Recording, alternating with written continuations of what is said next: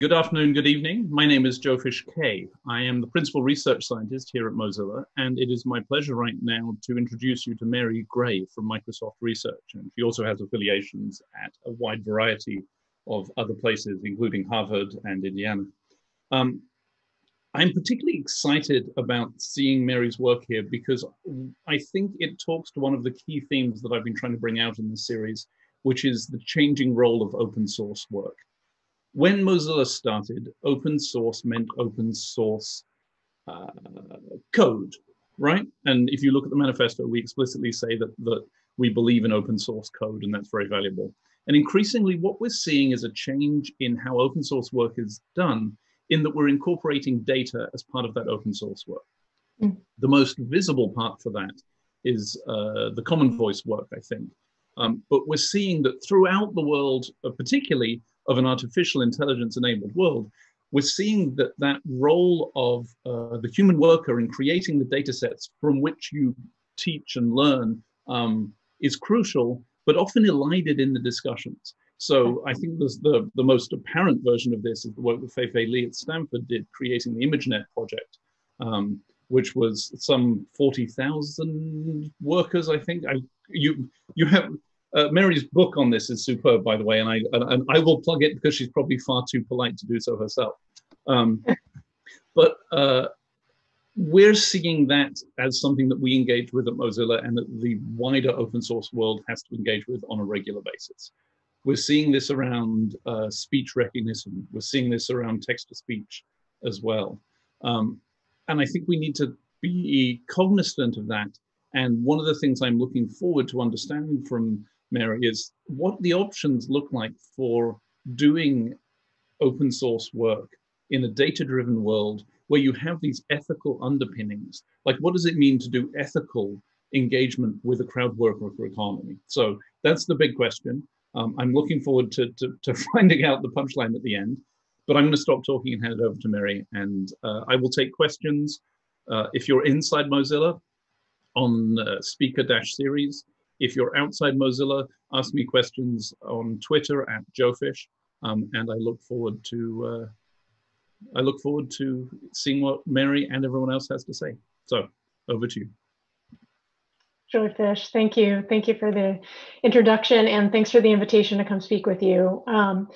And in many ways, I want to preface this work, which is based on joint research with Siddharth Suri, who's a computer scientist, a colleague here at Microsoft Research.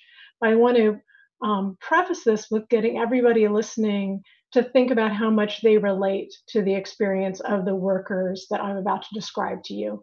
Because in many ways, when we think about what's the future of work, what are the experiences of being thrust into a world where you're working remotely, disconnected from your colleagues, no single work site, that the reality is we've studied a world of workers who have been operating this way for well over a decade. So it's really coming to grips with the future of work has been here for some time.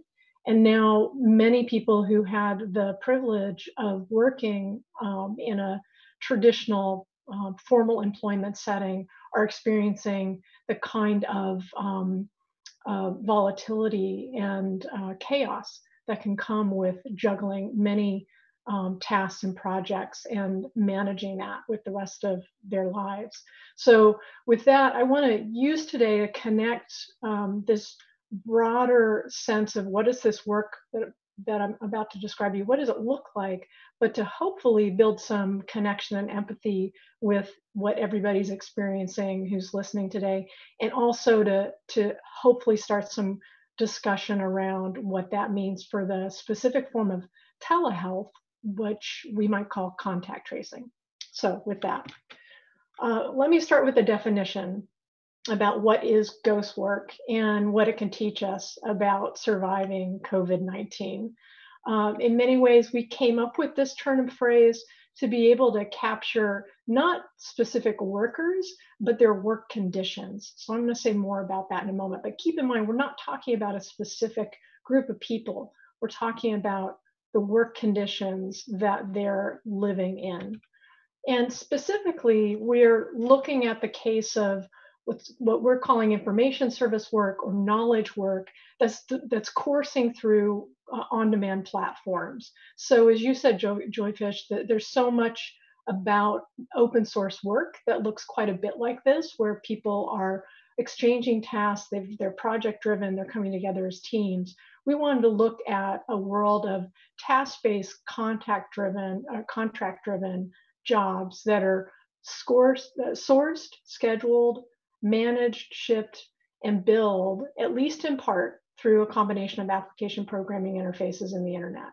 Now, the reason we're focusing on this mechanism of being able to organize work this way is because it turns out there's myriad forms of work that are something that can be turned into sets of tasks and distributed widely, not just open source work, but really a range of work that can be editing, content creation, content moderation, survey taking, data entry of all kinds, data labeling, but increasingly, again, telehealth, where you're offering support, navigating somebody through the use of a specific new drug. All of those are examples of a world of services meeting information and becoming a form of activity, of economic activity, of employment. So what makes this kind of work what we consider ghost work are settings, job conditions where the value of the person in that loop in contributing to what is often an aggregated result, an aggregated team effort, if you will, that their value, and in some cases their presence, is elided, as you gestured to, or it's just ignored. It's imagined to be somewhat immaterial to the final product. And so in those situations, what we see happen over and over again is that the people contributing to those projects are often dismissed as just contract work, or are only seen as a small piece of the solution, and certainly a small benefactor of the value of their output. So there are really two streams of work that we want to describe here, and then I'm going to populate it with the people who do this work. One form of work we're really familiar with, it's structuring and cleaning data sets for artificial intelligence. And this is really where our project began. We began specifically trying to understand, looking at the computer scientists and engineers who were building artificial intelligence and building out algorithmic modeling to see, well, how do they do their work? My colleague Siddharth Suri is absolutely familiar with this. He's a computer scientist. I had a learning curve. So I was learning quickly that it turns out that if you want to be able to have an automated system that does web relevance, web link relevance, you need enough people who are creating the metadata that are annotating web links and deciding on relevance. What should someone who uses a certain set of search queries see, to be able to give you a fairly robust output as a consumer. So all of the consumer-facing service products we have, from a search engine to social media content, have at some point in their plumbing, in their history, the work of humans cleaning the data sets that are used to be able to train algorithmic decision making that can lead to automation in some cases. But I highlight a couple of cases where the effort to automate a particular process often falls short. And content review, content moderation, and telehealth are two really good examples of that, because they don't just produce the work that is a task of somebody looking at a data set or adding metadata labeling to material. They're actually doing the second stream of work. This surprised me, that there were so many different business models across every industry that was effectively trying to put a human in a certain part of the computational loop or part of the service to an end customer that included really keeping a person available to answer questions that the text-based chatbot could not answer. So the examples that we have are coming from specific businesses that are really stand-ins for the kinds of information services that actually rely on, as their business model, keeping a human in the loop. And I should say, there's nothing inherently bad or good about either of these kinds of workflows. Either of these streams can produce perfectly interesting work. It can absolutely produce income for people who are seeking work through these streams. But the problem is that we don't treat these streams of work as serious employment efforts. We don't have any regulations to set that standard for what does it constitute to ethically engage with somebody in task-based work.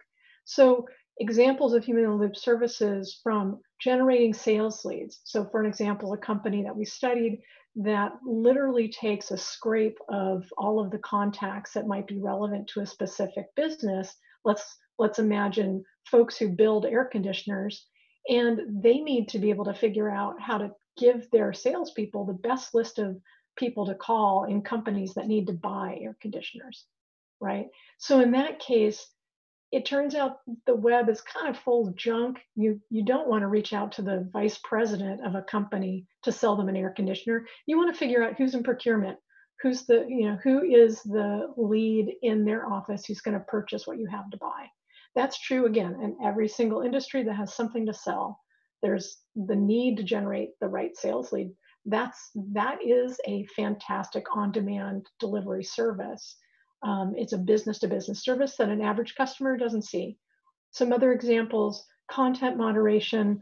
I joke all the time that 2 years ago, if I had said that phrase, nobody would have understood we're talking about people who are sitting in front of screens, evaluating content that's been flagged, typically by an end user.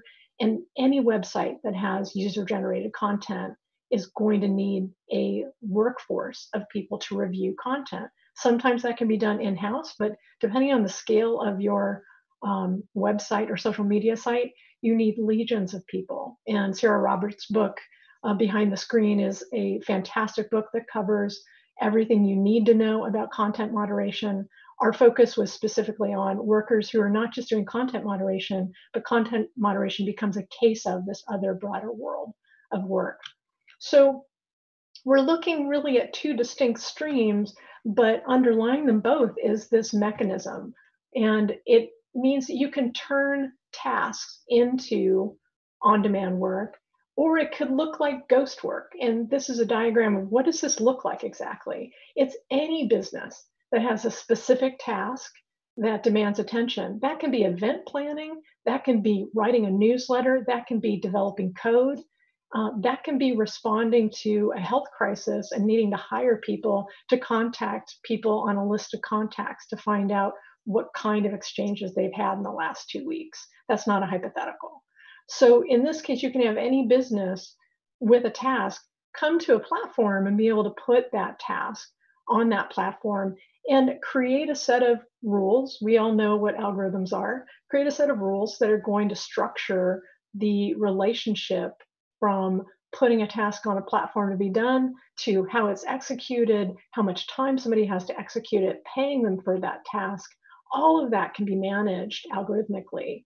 And again, hat tip out to Alex Rosenblatt, who has a beautiful book about just algorithmic management and what that can look like for Uber drivers. It's really a similar mechanism.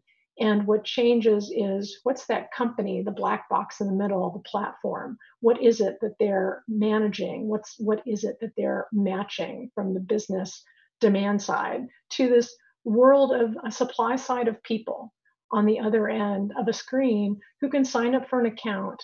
And importantly, it's not one person signing up for a task. The real value is in having an abundance of people who are available to a business that needs to tap into that pool of people, that commons, and pull out a number of people to get a response to the task they need to get done. So, it's critical to realize this isn't about a one-to-one relationship. This is about having a pool of people available at any time to be able to do a task that myriad businesses can place through different on-demand platforms that offer a range of markets for the kind of labor that they're offering. The key thing to take away is that it becomes ghost work when we forget about the value of those people making themselves available to businesses. So taking this into account, like picture that workflow in mind, we can already imagine who are the key service workers coming to the fore during COVID-19. We are relying, in some cases, if you're purchasing food, on somebody delivering it to your door. Now it's even more likely that you're not seeing the person who's delivering your food. There are myriad tasks that we're running through the existing incumbents of this platform world. And it's clunky to call it this, but think of it as online to offline platform delivery service.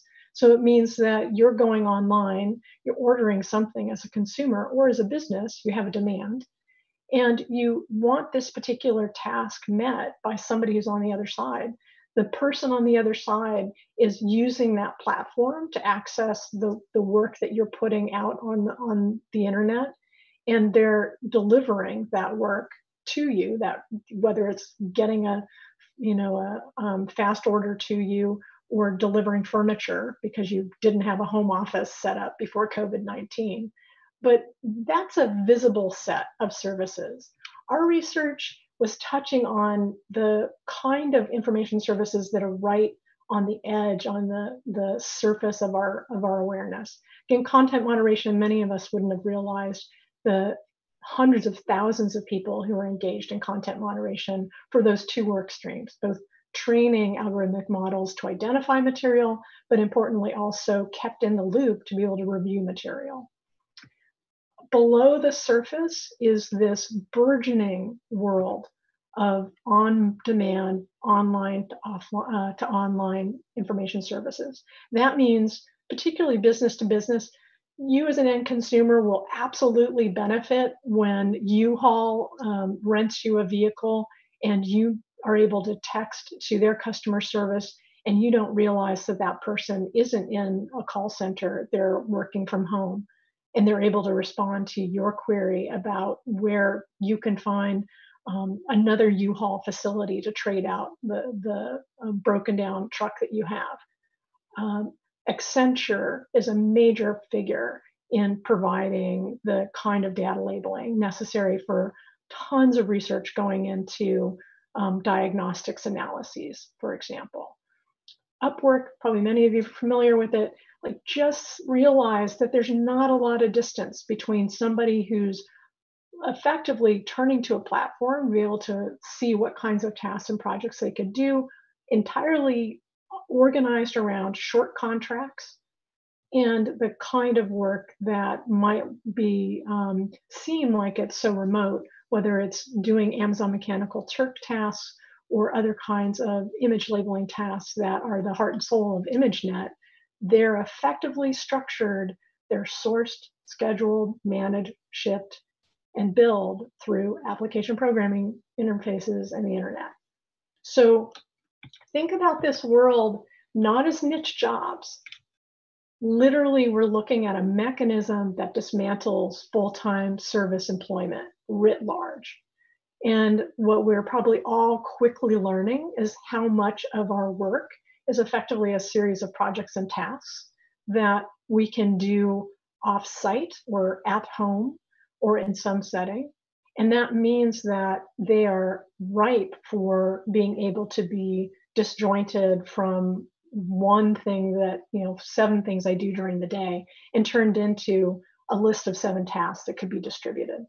Again, that there's no inherent bad or good to this, aside from the fact that everything we've built around stabilizing employment was with the assumption that full-time employment was the goal and was effectively, the baseline.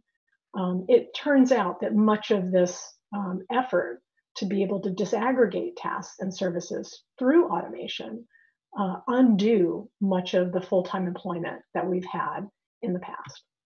So AI, paradoxically, cannot advance without keeping people in the loop, but it also doesn't need them full-time. So that's the struggle here, is that in treating people as kind of contingent, only necessary for the moment, we can often forget they're actually still incredibly valuable. So how are we going to come up with a new system economically, socially, for valuing those moments of contributing, particularly as aggregated sets of people coming together, contributing to a project? Code is such a great example of that. And recognize that value and stabilize and make sustainable this approach to employment. We call this the paradox of automation's last mile. So as we're trying to automate some work, we're literally creating new types of work that demand and depend on human expertise. That matters because work, and I'm going to keep hitting the note of like contact tracing, which involves being in constant contact and often being able to be empathetic and hear somebody's concerns or their hedging about their own health status, being able to detect that and follow up with questions with no particular amount of data, with no priors of that person, but to be able to intuit what is it that this person needs. Every business driven by service depends on that capacity to suss out what does another human need. That is not going to be automated anytime soon because that's technically a very hard problem. It is very hard to computationally be able to assess, does somebody need something? And if they do need something, what? That's a deeply human capacity that my co-author and I would have constant back and forth disagreements. I believe that's something that's distinct and quite unique to humans. And it's not clear to me that computation could ever achieve the kind of fidelity that you get through a human exchange. So how big was ghost work pre-COVID-19? By 2017, a full 5% of the US population, 1 in 20 people, had already done some form of online to online gig work. That was not including people working for Uber or any of the other delivery services that are often present in urban settings. So keep in mind that's significant considering this work didn't exist until around 2007. Until we had the development of human computation to be able to provide jobs and tasks through this distributed mechanism. The World Bank had projected that we would hit a $25 billion industry based on this on-demand digital online to online service delivery of information services by the end of this year. So it's not clear that the pandemic is going to take that off course. And in fact, if anything, it's likely it'll continue to grow precisely because as businesses are going to blow up and implode, when they go to stabilize, they may or may not go back to the same full-time employees they had. New businesses, the most likely use, the most common use of this mechanism in startups is to speculate, to spin out a new project. So we can imagine that businesses that are just getting their footing when we finally come out of this pandemic are going to be relying on reaching out to contract labor through these on-demand platforms. The projected impact, again, pre-COVID-19, was that we would roughly end up with about 38% of jobs gone. But importantly, keep in mind, this doesn't mean the elimination of that work. It means the disaggregation of employment. So a good 38% of jobs in the United States are the kinds of office work, information service work that can be done through a series of projects and tasks that do not require one person doing them. In fact, in many cases, having many people do them and either compete to share their ideas and see which idea sticks, or to be able to create these very quickly organizing teams around a specific project idea that then disperse after that project is completed. That's a much more accurate read rather than thinking the robots are around the corner.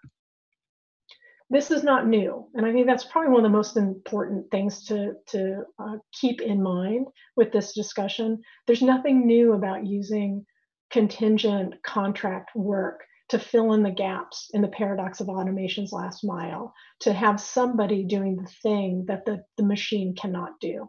So whether that's piecework, thinking about human computers in the 50s and 60s, thinking about the office work that comes to the fore in the 70s, particularly alongside more women entering the workplace, but also being contained and a glass ceiling hitting them because they're assumed to be the less valuable worker, or thinking about the outsourcing of labor that comes with the rollout of a global internet infrastructure. In all these cases, the ghost work collisions that come, the conditions that come with these approaches to work have to do with the 1800s having an idea of which workers do they need to retain. It's the full-time assembly line workers who tended to be male, who tended to be white. And in many ways, it was about stabilizing particular workers or assuming that any worker who had a college degree or who was part of the noble professions certainly did not need support in the workplace.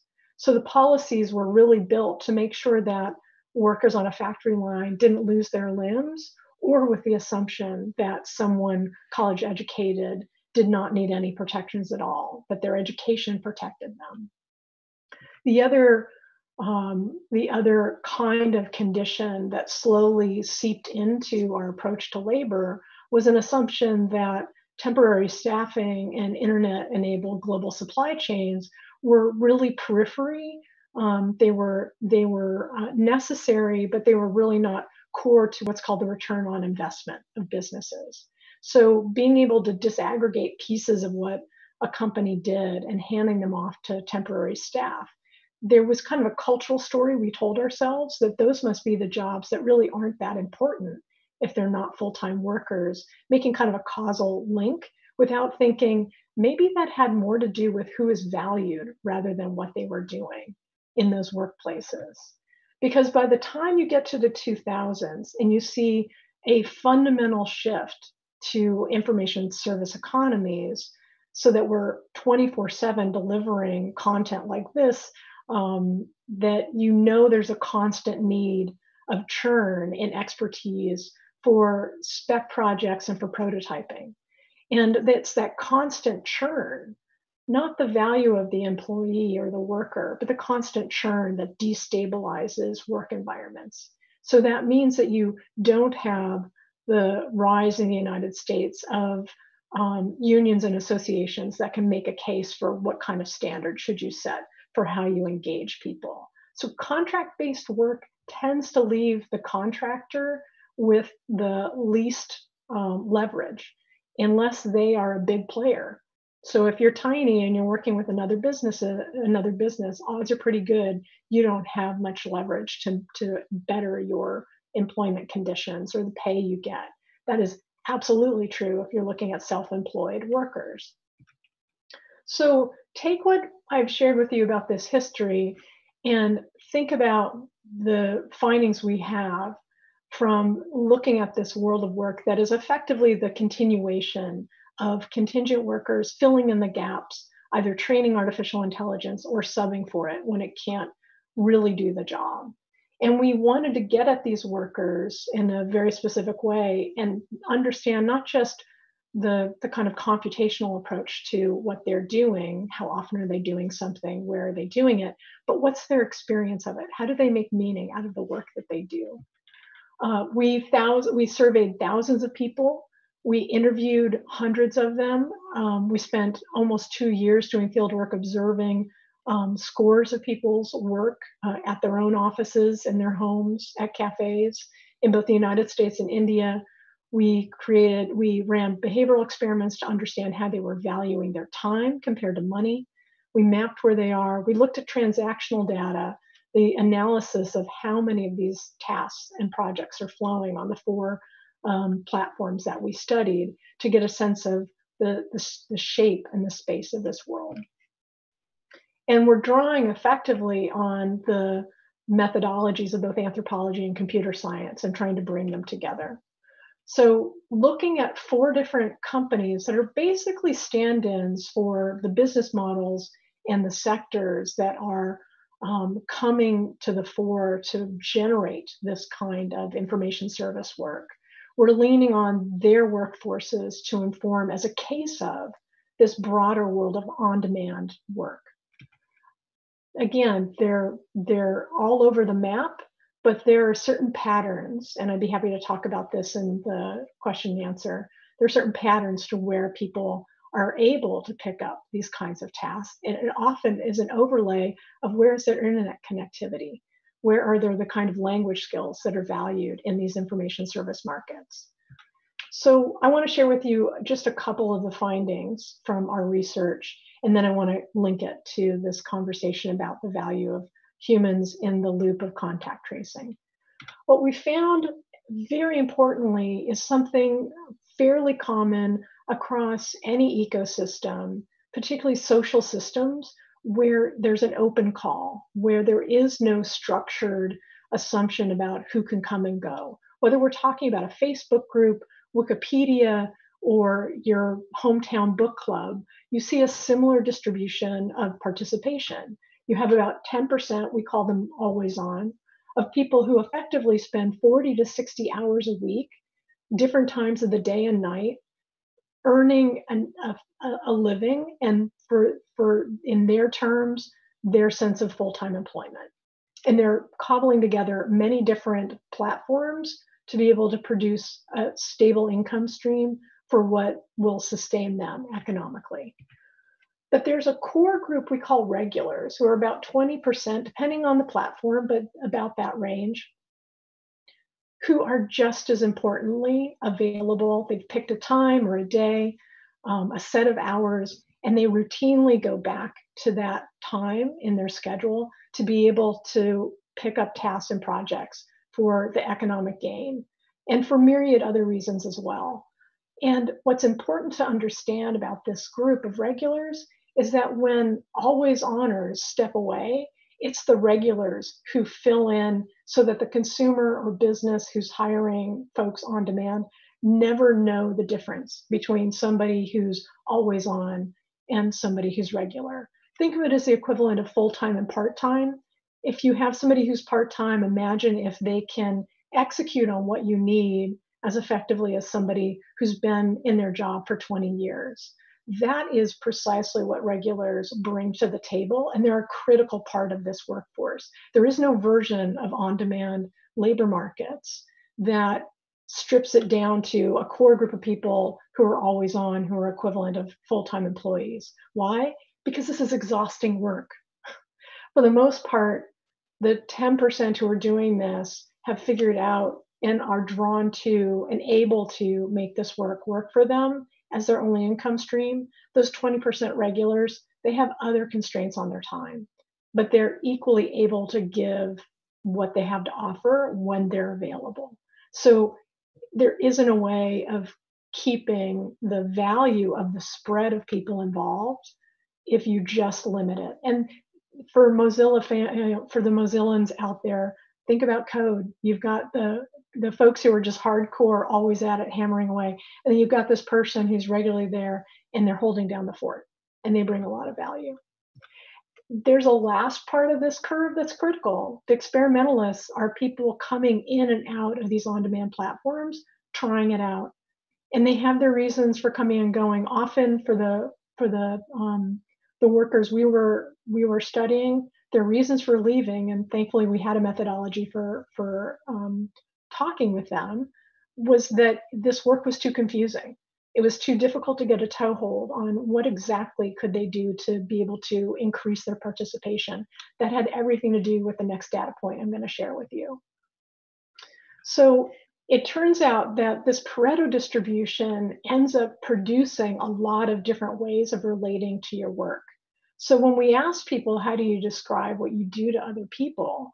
They ended up having a range of answers. So in one case, a US worker had told me, I work for a startup in Silicon Valley. a worker based in India said, I'm an entrepreneur. He specifically was looking up other tasks and sharing them with a group of people that he had effectively turned into his subcontracting company. And then a third worker we spoke with said they were self-employed. And they saw what they were doing as a way of building out their portfolio so that they would be able to take what they were learning to another job opportunity. All three of them worked on the same platform. All three of them did the exact same sorts of tasks. So this is a huge challenge if we're thinking about orienting to one kind of worker and addressing them and trying to set up what's the social contract for, say, the person who's always on, or trying to limit this world of work that's an open call to just the people who do it sometime. In fact, people orient to this work depending on what their life looks like and what they want, not based on what the technology offers for them to do or how to think about what they're doing, right? So why do people do this work? They have a range of reasons, but calling it about seeking flexibility could not be more off. It's really about agency. Like, no matter who we talked with, the three things we found in common: they wanted to control their time. They had schedules that they needed to navigate. Again, anybody at home right now can relate to what it's like when you have elder care or child care and you cannot work a 9-to-5 job or on somebody else's schedule, or heaven forbid, find out what hours you're working next week because you have these other obligations. This has always been true for the people who are working contingently in this setting. They are there in part to be able to control their time because of the other constraints on their day, other responsibilities, other commitments, and frankly, other things they care about than work. So the other key reason people come to this work, they want to control what they work on. Again, anybody who works on code can absolutely appreciate this. They want to pursue opportunities, interests that match what they care about. So for example, thinking about the people heavily involved in Amara, which is a captioning and translation site for video, many of the people we interviewed there who are regulars are interested in being there precisely because they want to work on their language skills. They deeply care about their language and care about content being translated into it. And they would rather do that kind of work and take a pay cut effectively than do other kinds of work that are less important to them, less meaningful. And then lastly, and this is a really interesting dynamic, many of the people we interviewed wanted to control their work environment. They wanted to control who they work with. And that was a direct reflection of feeling excluded, marginalized, disenfranchised from formal employment. They were people who had had sexual harassment experiences at work. They were people who have to commute long distances, and that's the only way they would otherwise get an office job. Or they have to think about where they, how they identify and what it means to be uncomfortable in a work setting that doesn't recognize or appreciate their identity. So those were all reasons that people discussed their desire to control who they work with. And as we're all working remotely right now, the reality is that many of us are seeing our relationships in a new light. So it shouldn't surprise us that the same desire to connect and collaborate in specific ways drives this group. So just a couple of quotes to give you a sense of the flavor of what people were telling us. When Carmela says that she sees working on the platform she worked on as a way of living her ideal life, she's not talking about doing that specific work. She's talking about being able to access the kind of work she can access doing work on demand and being able to continue to do her work as a choreographer. So in all cases, the people we were talking with, they didn't have one job. They don't have a first or a second job. They have income streams and they have projects they care about. And in some cases, that was also a way of economically sustaining themselves. In other cases, they were doing what they could to continue doing the other things they cared about. So it's a real mixture of motivations here. And it's important to keep that in mind. There's no one person who said what I'm doing is is awful and rote and boring, many of them talked about feeling like the other opportunities available to them are quite limited. So they were looking for work that was going to give them more agency and control over what they were doing. So one other data point to share with you, collaboration doesn't go away in this world. And I think one of the things that I found most heartening was how much people leaned on each other, built out their networks, in some cases overriding the way in which the platform itself was trying to derail people connecting. And they relied on those connections to be able to learn about how to do their work efficiently, how to get relief from the cognitive intensity of knowledge work.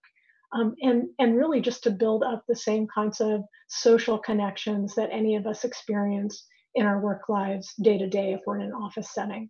So what you're seeing here is a network map of Amazon Mechanical Turk's workforce, and it's easily 10,000 strong on any given day. But you can see by the colored threads, there are literally no less than, certainly more that we didn't capture, 5 different fora that are places where people go for conversation. And I point you to the paper that was led by Ming Yin, who's one of our collaborators on this research. It's a beautiful paper to be able to see the depth and the kinds of diverse conversations that people have in different settings. So think of it as you've got a place that you go with your buddies after work for a beer, and then you might have another place that you go to be able to talk shop with people who you think are going to be your mentors. And they might be different. They might be different settings. They might be different people. The same dynamic plays out in these on-demand, online service, information service work jobs. So that connection isn't trivial. And I think all of us can right now relate to what it is we're getting from our colleagues when we're able to have a side chat during a lecture, and we're feeling like we want to comment, and we basically want to be able to have a little bit of back channel. Everybody in this setting is effectively turning to each other for that moment of social support. And this quote just illustrates, sometimes it's literally to keep you going so you can keep doing your job, plugging in your headphones and being able to talk all night to stay awake, to keep doing the work that you need to do to earn a living. So where do we go from here? This is the overview of, this is what on-demand work looks like.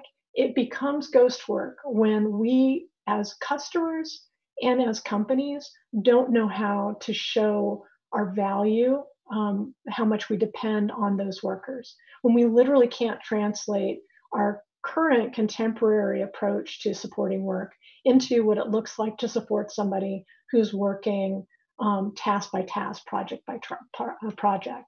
So what we need to learn to do is to think about, how would we support employment if it's organized where there's no single work site? Now is the time for us to all check in and realize none of us are really at the same physical work site. So what is it that we would need to be able to fully bring ourselves to a project and task to do our best work?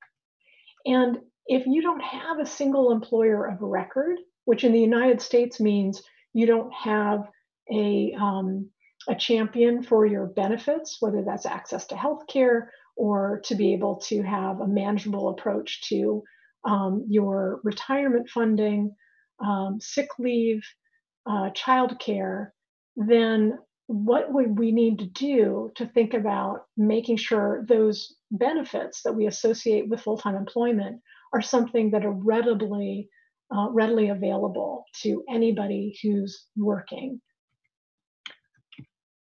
There's no unifying professional identity or career here. So what does it mean if you're working on a project or a task, but in fact, 2 years from now, you might be working on a different set of projects and tasks? So being a coder is a really interesting identity. It's kind of a career. At some point, if you think about the history of most software development, there are different moments where the parts of debugging become critical to being able to get code out, or usability testing. those may never have specific professional identities or career tracks. They're just as valuable to what it is that we do. What do we do if we have a globally networked independent workforce? Today, I think we're experiencing exactly that. We're somewhat dependent in the sense that we have employers in some cases who are structuring our work.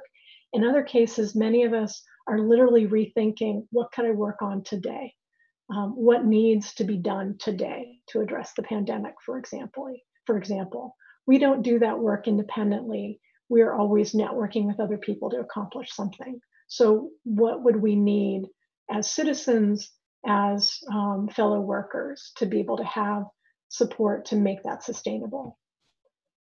And I think, Joe Fish, you put this on the table at the beginning of our conversation. How do we think about an international standard for on-demand work so that we know that there isn't a country you can take your projects and tasks to that undermines what other workers around the globe are going to need to make their work sustainable?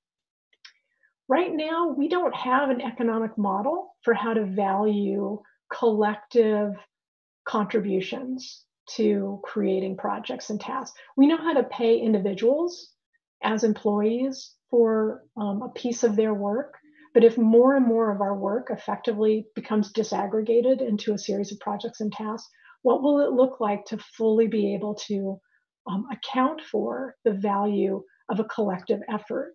That's really the task before us when we're thinking about this mechanism that can source, schedule, manage, ship, and bill tasks and projects and pieces in a way that dismantles a full-time job.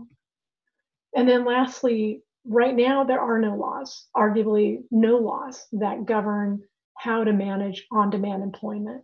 We have classification systems in every country. The United States has a full-time employee classification and effectively an other category. And we have yet to really come to grips with what it means to be doing projects and tasks and have myriad economic streams that are certainly our economic activity that look much more like India, look much more like the rest of the world, where there is no formal employment, but there's tons of economic activity. And often that work is service work. So we have before us this opportunity to think, what kinds of laws do we want to govern work for all workers, no matter their classification?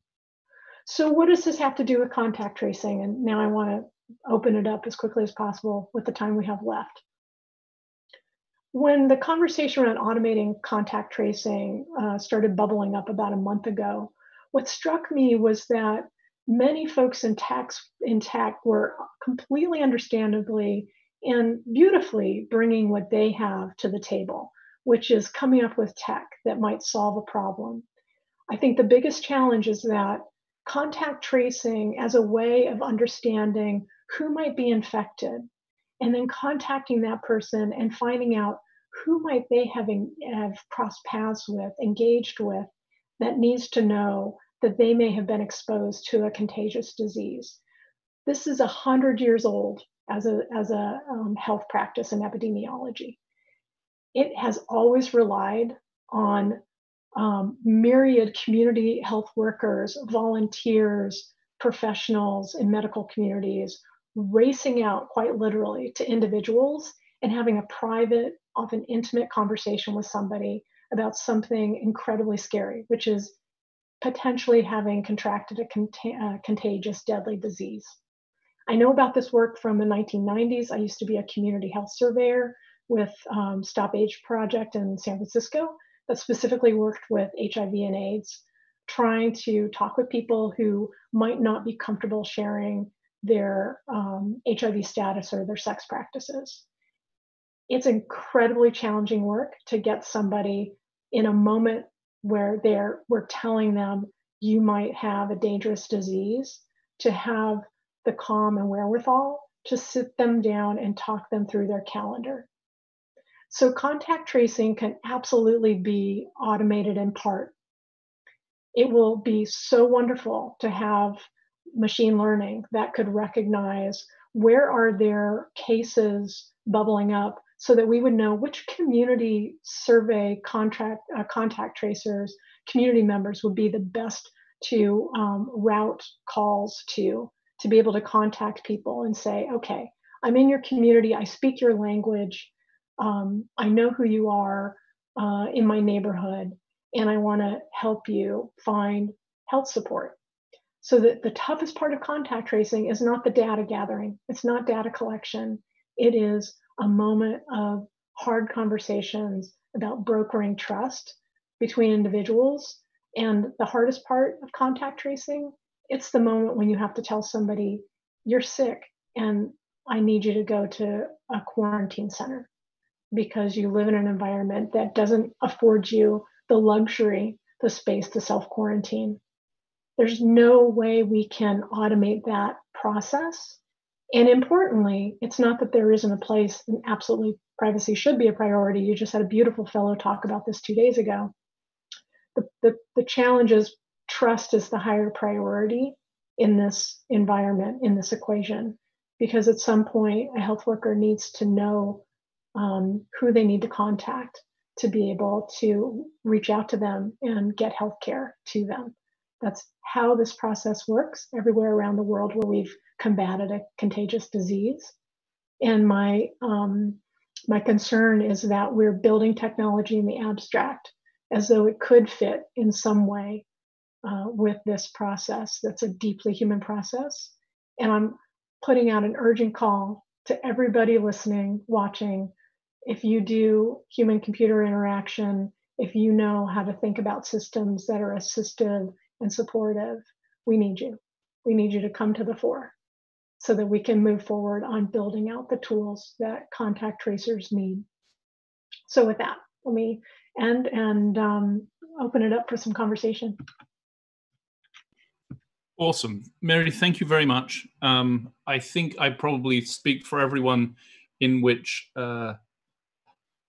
the implications of the work that you're talking about are so enormous and so huge that I keep tripping over sort of, I want to ask a question and then I'm like, but the meta question, but the meta question. And so I keep sort of getting lost in that. I want to start by giving a couple of questions which came through on Twitter. The first one is from Wendy Norris, who's at Boulder. And her question, I think, talks a lot to one of the questions that we have at Mozilla. I brought up Common Voice as an example of, or possibly a counterexample, when we started this.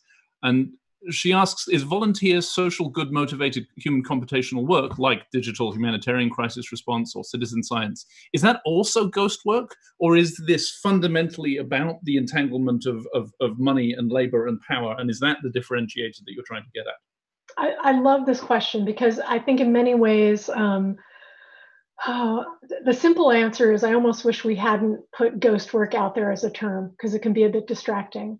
Yeah. It is meant to very much connect the world of citizen science that's familiar to all of us who do crowdsourcing and think about a kind of collective approach to projects, and to recognize we often have a mix of volunteers and paid work in the midst of those projects and tasks.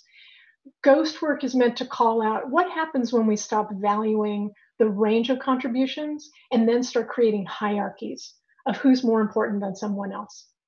So let me use Wikipedia as an example. We have so much good research on Wikipedia, and we tend to think about Wikipedians and editors holding this very specific role. They're the pinnacle, and we tend to think about, time on an edit. And we don't tend to think, what would you do if you didn't have that Pareto distribution of people who do one-off edits? It wouldn't exist. It's so hard for us to fully take in, wow, I am just as reliant on somebody who's not doing too much, but contributing as the star editor. And we could think of it we're differently indebted to them, but we're equally indebted to them. Yeah, that's a nice segue into the second question. I want to frame it with my notes on a question, and then I'm going to go into one that someone else asked. Okay. And that's the question about minimum wage. And I think you alluded to this in talking particularly about the global question.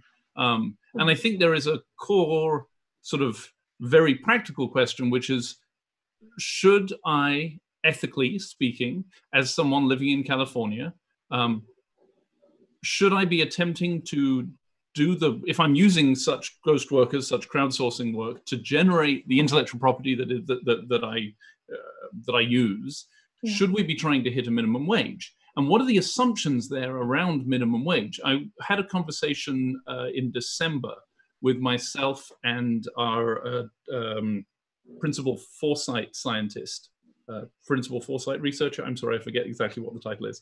Miriam Avery. And we were talking to the CEO of Rev.com, Jason Chicala. And he was making the point that for a lot of his workers, and I'm not trying to defend or frame it, I'm just sort of telling the framing. He was making the point that for a lot of the workers who work on Rev.com doing transcription of audio, they are disabled, and he felt that they were able to therefore make money through Rev.com that may have been below minimum wage in terms of sheer dollars per hour, right? But given the availability of work for someone who is disabled and not able to leave the home, that this was, it falls strongly in the better than nothing category. And that he was actually doing a sort of public service by this. And I'm like insert a bunch of disclaimers here, but that was sort of the framing that I thought was important. Yeah. And Aaron Quigley, who is, I believe, in Scotland, being continually delayed on his way to Sydney last time I checked, the way that he framed this question was to ask whether groups have pursued low-wage cases against platform owners to recognize their work as output work, which is protected in law. So I think there is both the legal question here and then also the ethical question. So I present that whole chunk to you as a big one. Yeah. No, and I mean, I think one of the biggest challenges is that if we think about the structure of wages, whether they're hourly or salaries, there's a certain assumption about, and I think we have to really surface the assumption that there is an employer, there's one employer, and we also make an assumption that there's a certain number of hours that we can equate with a level of output that's necessary. So, and necessary for someone to have the right to lay claim to a certain level of economic return. And I think what's fascinating to me about on-demand work and this mechanism for distributing work is it blows all of that up. It relies on a model, both a business model, but also a technological model of aggregation. Yeah. So that the whole point is that I am not that concerned with getting any one result. I'm really concerned with getting weighted results or being able to see many examples. And the benefit of these platforms is that I am drawing on this pool, this commons. So what are the economic implications of that? That means I can no longer easily sort through who deserves minimum wage and who would pay for it. I literally have to move to this model, what I think is really productive, of cost sharing. You have many firms benefiting from the availability of a commons of workers. Let me say that again. And considering how our economy literally for in the United States, the last 10 years, depending on the economists you believe and read, that most of our employment has come from temp work. It's come from contract-driven work. If we know that for the most part, sets of firms are benefiting from every 2 or 3 years changing out their workforce, then no one employer is benefiting from this system. All of them are. And so what would it mean to think about cost sharing that puts the expense of underwriting the availability of this pool of workers across employers, rather than saying this employer is responsible right now. Right now, we really do work as though, and everything is built to incent working toward, as an employer, you are only responsible for your employee. That made a lot of sense if an employer was retaining an employee for 20 plus years. That makes no sense in a world where literally every hour you might be drawing on different sets of workers to produce value. Yep. To the question of minimum wage, though, specifically, to me, then the argument becomes we clearly need a floor. And the argument we make in the book, we call it a retainer. it makes a ton of sense to make sure everybody has access to a base wage. Because in fact, you're trying to retain people to be available to you. So if you want them to be available to you, not today, but tomorrow, what do? If you need a lawyer, and I think this is what's ironic, because we have models for this. It means that if I want a lawyer tomorrow, I'm going to pay a retainer today so I can get to them tomorrow. Employers should be doing the exact same thing of workforces they want to access. So that could look like saying, and this to me is why this is a global conversation. It could look like saying, when I'm paying somebody in the Czech Republic for this work that needs to be done, assuming that living in the Czech Republic is what I have to evaluate in terms of what kind of money I pay. That makes no sense. That makes no sense if I'm imagining the work that somebody's doing in the Czech Republic is the equivalent of work that I might be getting from somebody living in Louisville, Kentucky. So we can have an honest conversation, and I'll say it very plainly, an honest conversation about how we still allow labor arbitrage, which is effectively the fallout of colonialism. It's the perpetuation of the capacity of an imperialist state being able to go somewhere else and draw labor cheaply. That's all it is. Any of the conditions that make life cheaper or employment cheaper, labor cheaper in the Philippines versus the United States, that's not coincidence. So how do we come to grips with, now we're in a world where what somebody's doing, particularly when we're talking about often work that requires localization, where the value is somebody knows the language culturally or literally, and what I'm paying them to do is help me open a market. So that's the place where I think we do not yet have the economic models that can direct us in how would we create those standards and wage systems around that. But I will, just one last point on this, we also have to stop looking to markets to solve this problem. Yeah. Businesses cannot decide what is the floor on which all workers should stand. That is society's job. Society has always stepped in when we have really disruptive changes in the way we work. Society has always, from the modern era onward, stepped in and said, you can't hold slaves. That's actually the beginning of a labor policy in the United States. You do have to pay somebody for their work. That you do have to guarantee they will not lose life or limb in your work setting.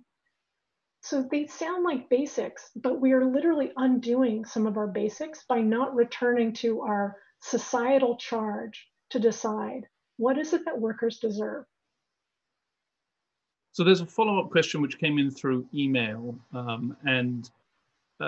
the question was, who pays the health insurance and provides the social net? Is it society, in which case it's just a form of subsidy for trillion-dollar corporations?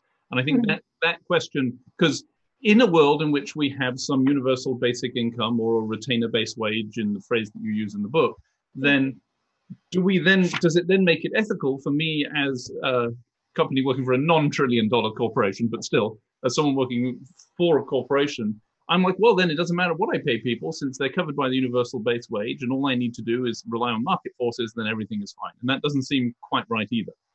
That wouldn't be right. I mean, and that's why businesses profit from this pool. So businesses should pay in. The simple formula we could use is anyone extracting value from someone's work should pay in. Yeah. To a system that, again, doesn't support that individual worker, supports the capacity of providing a workforce in a society. So what does that look like? That looks like corporate taxes for sure. Yes. They don't pay their fair share right now. We know they don't. 100%. And we know that because we mostly have these contract supply chain relationships that mean there isn't, in some ways, there's contractually no obligation for large incumbents to pay their fair share.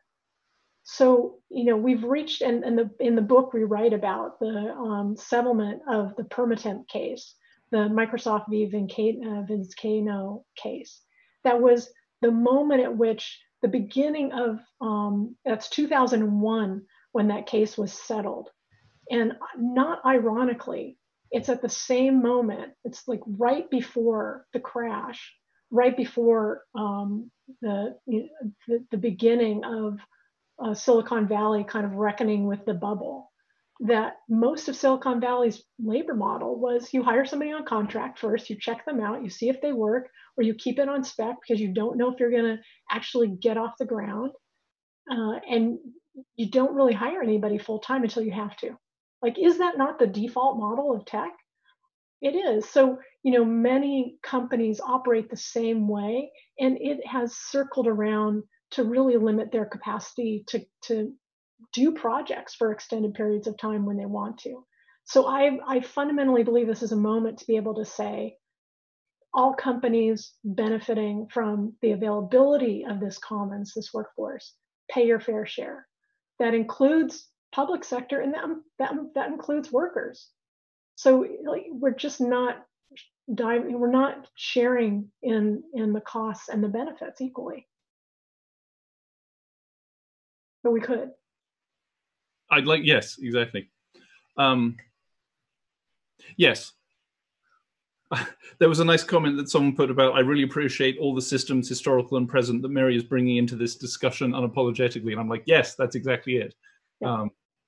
I mean, the fundamental assumption that the fundamental assumption behind a minimum wage is that you can multiply it by 40, right? Exactly. And if we take away that assumption, all of a sudden the math becomes very, very different. Yeah. We're a bit over, but I'd like to continue with there's two more questions that have popped up that I think are relevant enough, if that's okay with you. Absolutely. Yeah.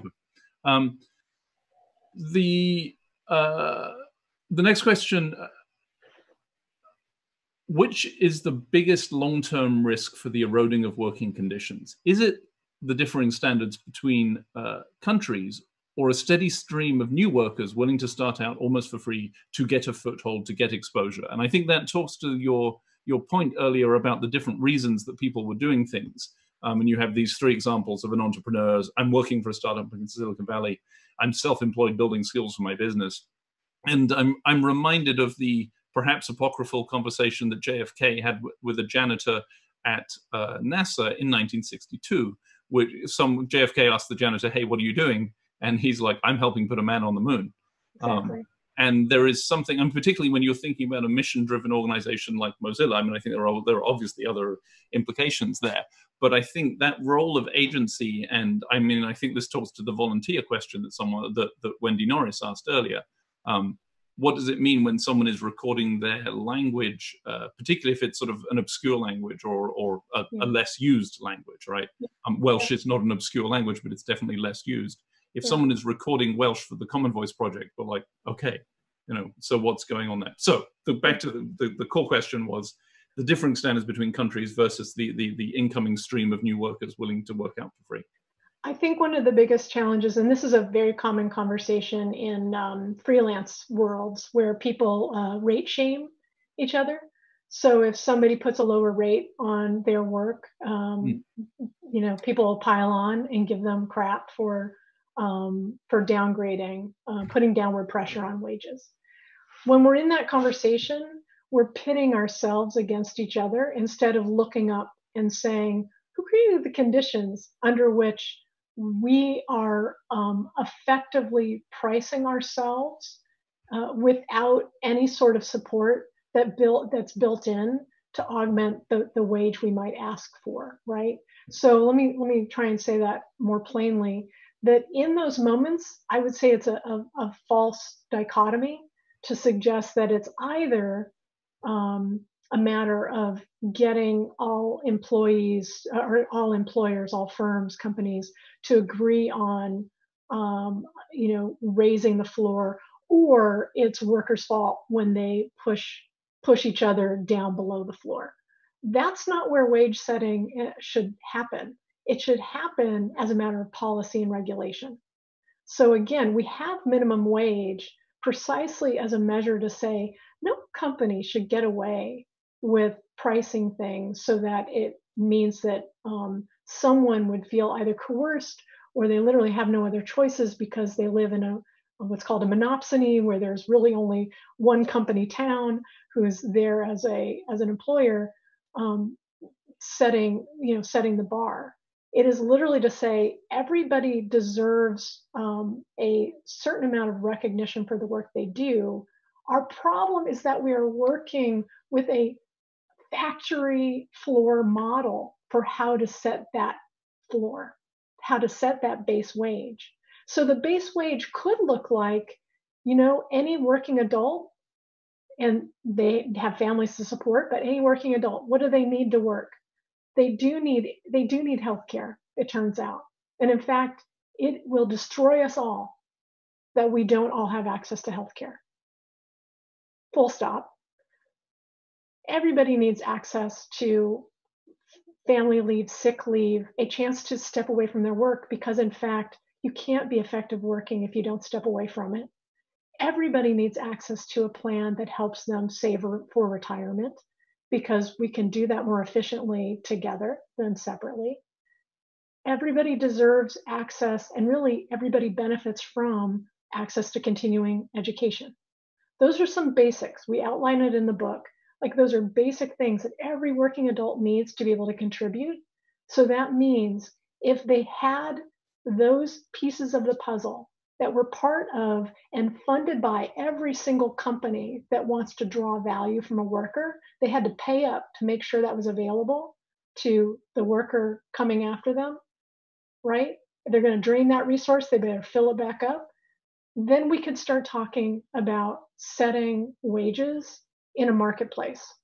Because right now we're treating wages as though it's somehow set by the market, as opposed to history. What do I pay a particular person who's the janitor instead of the rocket scientist? Like, those are moments where we should step back and see wages are never set by the market in and of itself. They're set by all of our cultural assumptions about who's valuable. Otherwise, we would be paying teachers and childcare workers through the roof. Or we'd have to admit we don't care very much at all about children. One of the two. One of the two things is going on, that they're paid so poorly. So it really means, let's stop blaming workers as the reason their wages are low, and stop looking to firms to somehow altruistically set wages for everyone, and start saying, what do we expect every worker to have when they walk in a door, and cost share, pay for it, because they need that to do good work. Yeah. I'm tempted to wrap up, but I have one more question, which sort of brings it back to sort of the day-to-day business of doing what we do. And this is from one of our researchers in the San Francisco area. And she writes, I'm a user researcher. I think our paid research participants, paid panel survey respondents, user testers, recruited interviewees are sometimes participating as ghost workers. Yeah. As customers of vendors who do this recruiting, what can we do right now to address the issues that you brought up today? I think right now we have to agree we need an industry standard as a starting point to say, what do we want to expect of each other? Because we know we see bad actors. We know the bad actors in these environments who are shady, are not, basic things we need. We should be transparent about what we're asking somebody to do. We should recognize they produce value that might have implications for intellectual property, and those people have a right to benefit from their intellectual property. We have the need to collectively decide what are the expectations we're going to hold each other, and hold each other to those expectations. And next stop, we should be asking to be regulated so that everybody has to play by the same rules. So the thing that we can do today, and then I'll ask you tomorrow to join me, is start ticking off, what would you want to be the standards if you were being hired to do this work? What would you need to have in place to come back tomorrow to do this work? Because that is the way in which we can measure how much we value this, right? It is a proxy for, well, if I was doing this and I needed to come back tomorrow, what would I need? Let's start working out what that price looks like. And at no point, and this is, I think, the most important point, at no point should we be stopping ourselves and say, that's too expensive. Because the thing, we're working with an old way of thinking about this. And we need to start approaching this as, what do we know workers need to come back tomorrow and to value the work they're doing? So the thing you can do today is think about, what are those things you're doing today that are your best practices? What are the shady practices?